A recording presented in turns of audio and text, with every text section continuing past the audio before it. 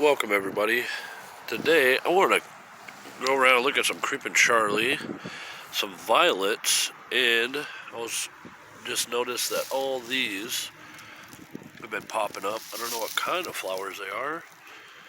I guess I don't really know if they are flowers. I just know that I've sprinkled all throughout here where they're all popping up a whole bunch of different flower seeds all around here. I know that these are more than likely, the smaller ones, more than likely clover, I think. I don't know. But it just shows kind of evidence that all those random seeds that I spread down and then covered with a little bit of mulch are all springing up. And hopefully they'll cover up some of these blank spots. You can see here, kind of blank spots, and maybe more will germinate. But it's nice that it'll cover up these spots where the other grasses just haven't come through.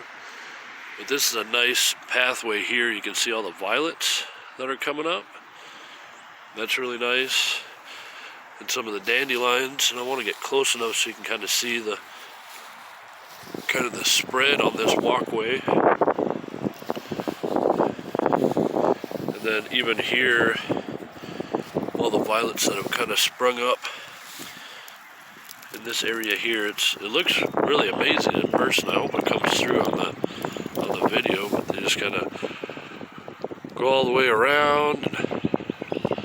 It's kind of just a field of violets, which is pretty awesome.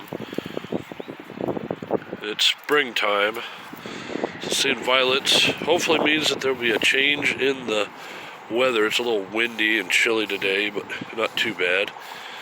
I'm going to come over here to the right side. I want to show you what Creeping Charlie does so well, besides holding soils together.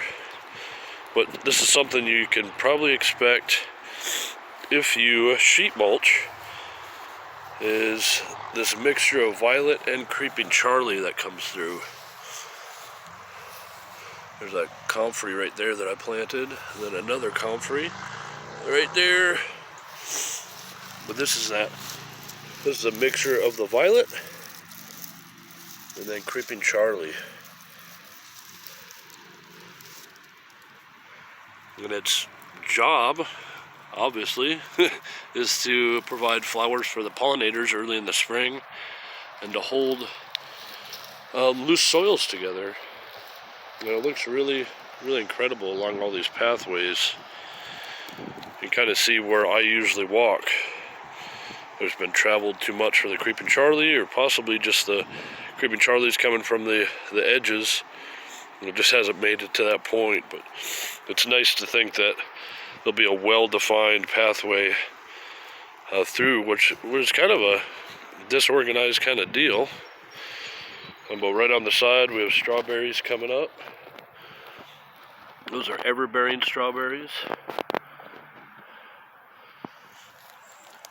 And they're nestled right in the middle of all that Creeping Charlie. And one thing that I've seen people say that they don't like Creeping Charlie because they take over a thing.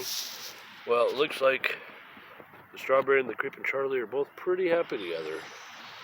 And the Creeping Charlie and that currant are very happy together. So it's not it's much more of a benefit than anything else. So hopefully this kind of changes your opinion on Creeping Charlie and violets and stuff that we usually pluck out of our gardens. But this is all food for pollinators right now. So my yard is basically a beacon of hope for all the bees that are hungry in a land of kind of desolation here in the middle of cities. So, well, I hope you guys are enjoying your spring, and I will see you on the next one. All right, take care. Bye-bye.